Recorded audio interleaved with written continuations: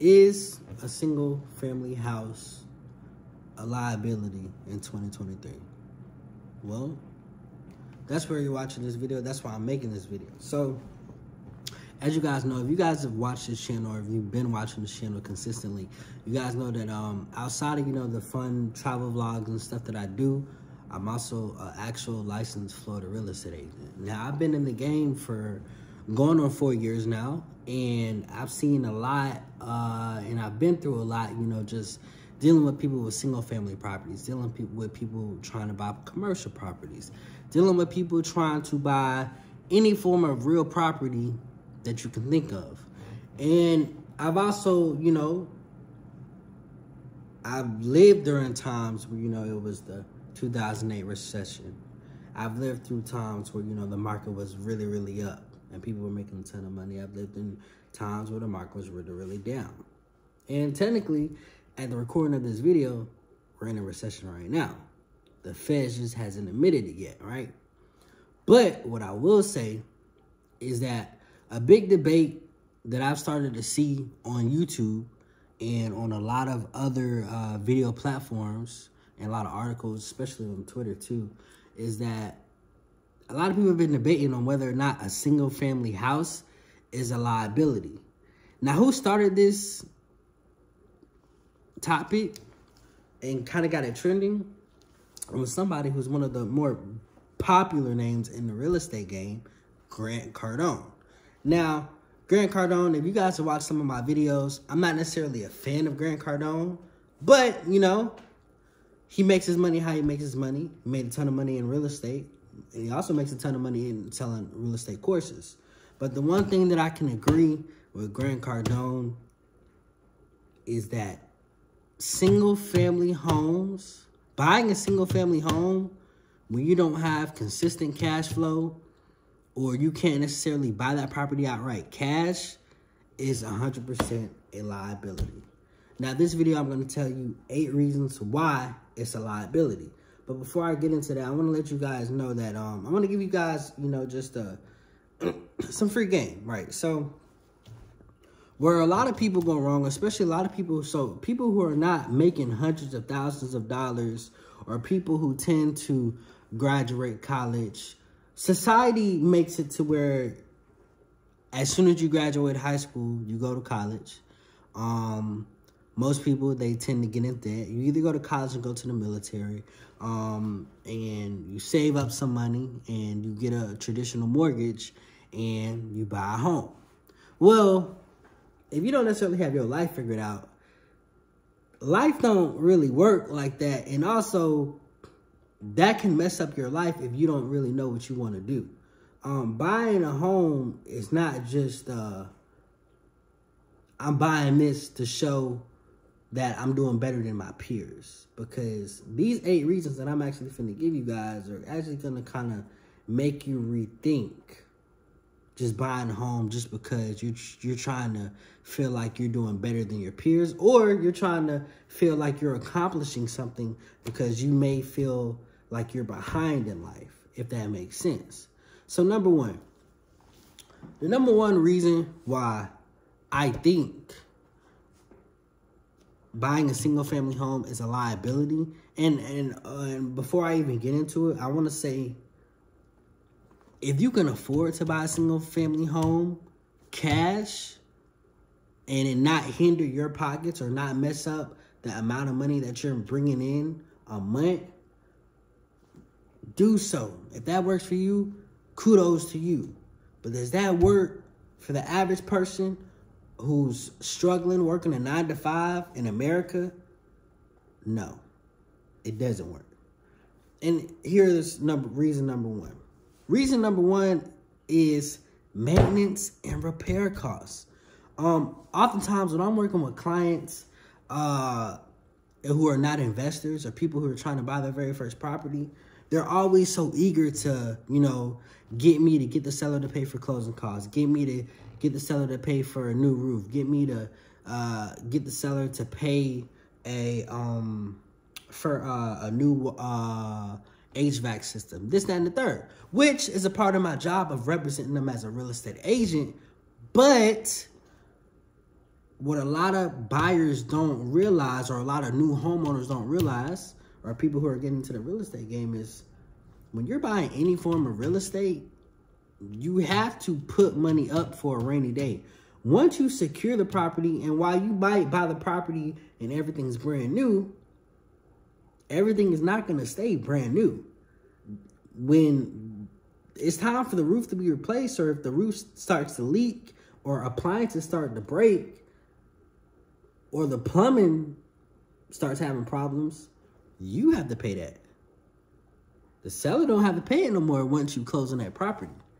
And the average person, when I've done, and I've actually done some research, the average person in the United States doesn't have $1,000 to put towards an emergency in their savings account. $1,000 to put towards an emergency, which, if the average person in the United States doesn't have $1,000 to put towards an emergency, it doesn't sound like you should be buying a single family home. Leads me to reason number 2, mortgage payments. Oftentimes where a lot of people go wrong is a lot of people, when they're young, they don't necessarily focus on cash flow and income streams, or focusing on active income. So whether that's, working a 9-to-5 and starting a side hustle, and maybe doing something outside of that, so that could be, being a real estate agent, and then also, being a bartender, also, trading, being a YouTuber, or whatever, getting in however you live. A lot of people who are working in specific jobs, so I'll give you a perfect example. Average person's probably making, $50,000, $60,000 at the time of this video. You're bringing in, let's say you're bringing in $5 million a month. On average, what most people do is when they get their pre-approval, on average, most people end up spending, if not more than half of that $5,000, almost a third of that $5,000 a month, and all of that money is going towards mortgage payments. Now, if you're somebody who's still, struggling to, just get by, buying a single family home is going to cripple you, especially once you get the mortgage payments. And don't let you miss a mortgage payment. Your interest rate's going to go up. And the more you miss it, the more your interest rate's going to go up. And then eventually, you're going to default on the loan. And you guys know what happens from there. So what I would say is, a mortgage can become a financial burden. That's why you have to you just have to do your research. And also, I definitely highly recommend, especially young people, especially people who are in their 20s, or people who are just getting out of their house.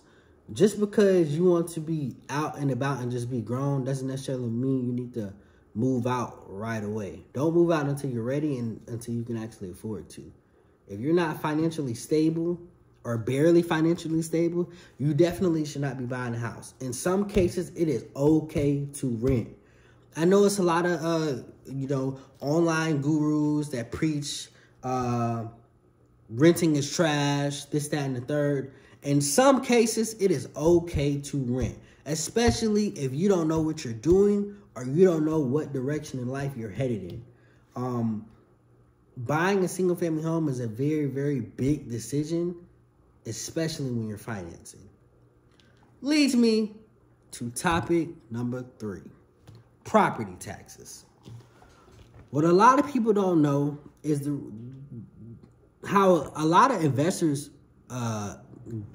end up buying people's property. It's not necessarily just buying them outright cash.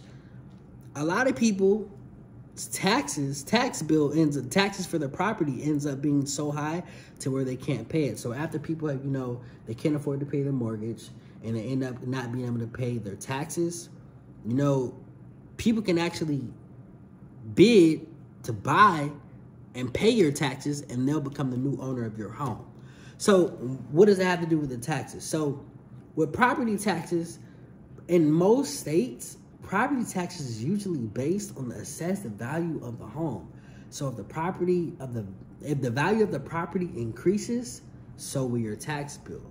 So if you're already struggling to make mortgage payments and you're already struggling to get by just living, and you don't necessarily have, several businesses on the side or multiple streams of income, and your tax bill continues to go up, you're putting yourself in more and more of a financial burden.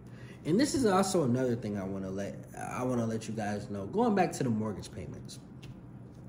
At the end of the day, when you're getting any type of loan, no matter what guru says, if you're getting a loan, you're starting off at negative whatever that number is. You're not in profit.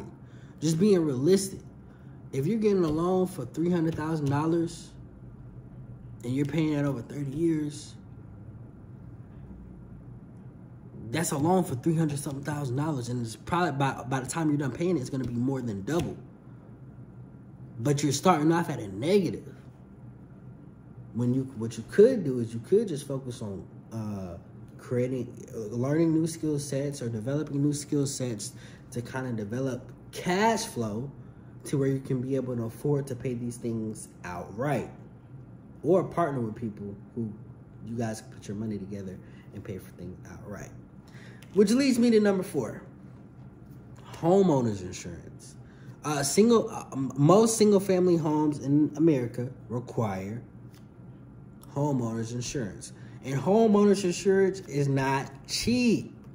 And of course, it provides protection just in case anything crazy happens to your property, but it can add to the overall cost. So, homeowners insurance typically in Florida is added into your mortgage. So while you may be paying, $700 a month before you close, once your insurance is added and binded onto that mortgage, you might end up paying $1,200. And, that $1,200 can be steep to somebody who's making $5,000 a month, not considering groceries, not considering daycare for kids, not considering paying for school if you're in school, or paying for your children's school if you're in school, this, that, and the third. So it's just continuing to create a financial burden over and over and over and over and over. Which leads me to number 5, depreciation. Unlike other investments,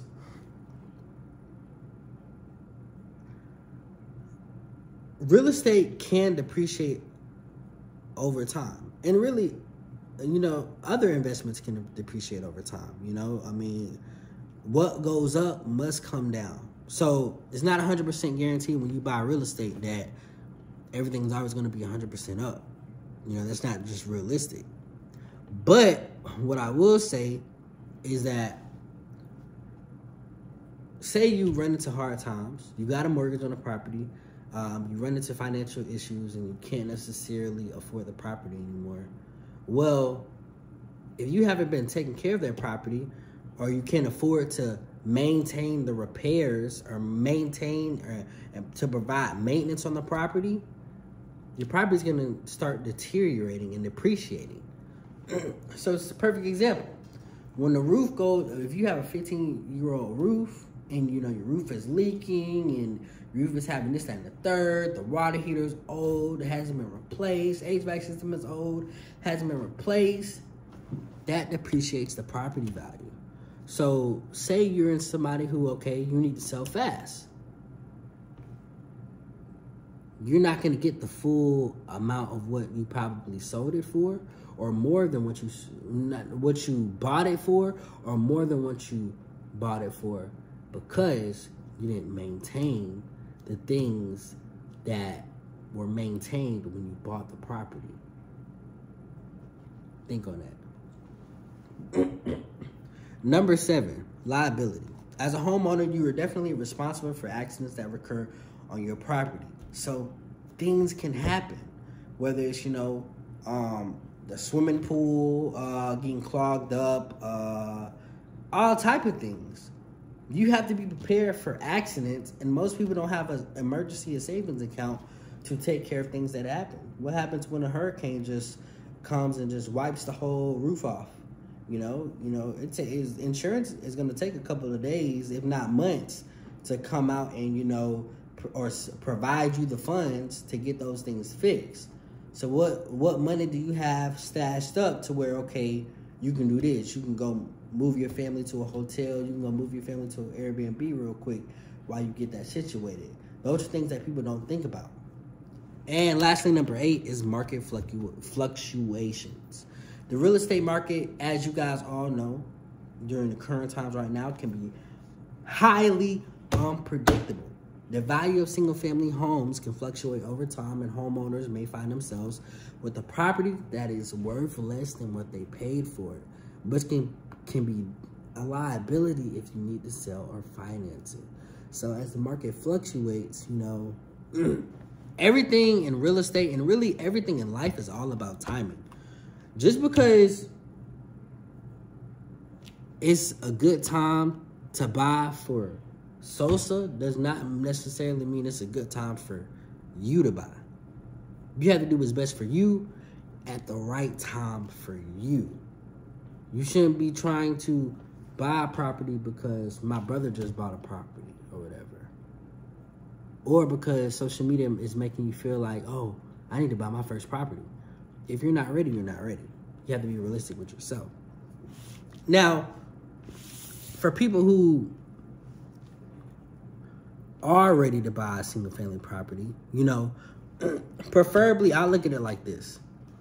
If you're somebody who established your income, this, that, and the third, when it comes to you're bringing in a good amount of money a month to where if you were to buy a single family house, it wouldn't affect you, that's perfectly fine, and go ahead and do you.